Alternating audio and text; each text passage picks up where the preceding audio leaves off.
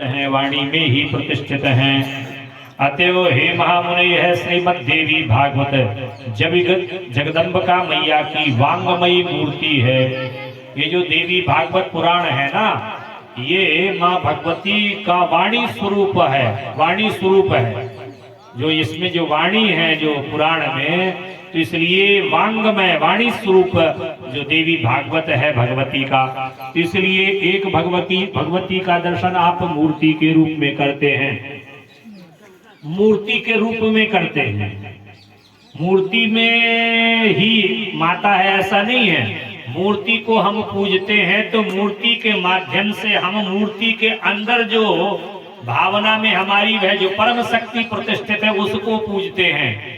कुछ लोग कहते हैं कि आप तो मूर्ति पूजते रहते हो, तो हम कहते हैं मूर्ति नहीं पूजते हैं, तुम्हें दिखाई देता है मूर्ति सिर्फ पूजना, लेकिन हम उस परम सत्ता को, परम आनंदमयी जो मातेश्वरी भगवती है, हम मूर्ति का सिर्फ माध्यम है। मूर्ति तो हमारे लिए माध्यम है, हम उसकी पूजा करते हैं। परम सच्चिदानंद स्वरूपमयी जो भगवती देवी है, हम उसकी पूजा करते हैं, मूर्ति की पूजा नहीं करते हैं। मूर्ति की पूजा तो प्रतिष्ठा जो दिखाई देती है वो तो अज्ञानियों के लिए है, जो सिर्फ मूर्ति में ही माता को देखते हैं। अपनी माँ में यदि माँ नहीं देख पाते हो तो फिर वो अज्ञानता है। मूर्ति की पूजा तो एक प्रकार से अज्ञानता ही हो सकती है, अर्थात पूजा की भाव को सिद्धि के लिए हम मूर्ति की पूजा करते हैं, लेकिन वास्तव में मूर्ति में जो हमारा भाव प्रतिष्ठित है, जगत जननी जो प्रतिष्ठित है, इसलिए हम उस भाव की पूजा करते हैं, उस जगत जननी की पूजा करते हैं, उस मैया की पूजा करते हैं,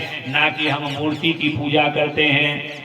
हम अपने पिता का फोटो देखते हैं, हम अपने बाबा का फोटो देखते हैं, ताऊ का फोटो देखते हैं, तो इसलिए हम फोटो की पूजा थोड़ी कर रहे होते हैं, हम अपने ताऊ की पूजा कर रहे होते हैं, हम अपने पिता की पूजा कर रहे होते हैं, हम अपने बाबा की पूजा कर रहे होते हैं, कि फोटो की पूजा कर रहे होते हैं। फोटो तो एक माध्यम है कि मेरे ताऊ ऐसे थे, मेरे तात ऐसे थे, तो इसलिए वास्तव में मूर्ति के माध्यम से जो मूर्ति के अंदर मूर्तिवान है, हम उसकी पूजा करते हैं।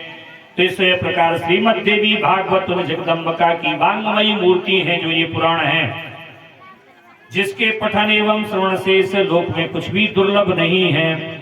विवस्वान के एक पुत्र हुए जो श्राद्ध देव नाम से प्रसिद्ध थे। संतान रहित होने के कारण उन राजा श्राद्ध देव ने वशिष्ठ मुनि की अनुमति से पुत्रेष्टि यज्ञ किया था। तत्पश्चात मनु श्राद्ध देव की भार्या श्रद्धा ने यज्ञ के होता से प्रार्थना की।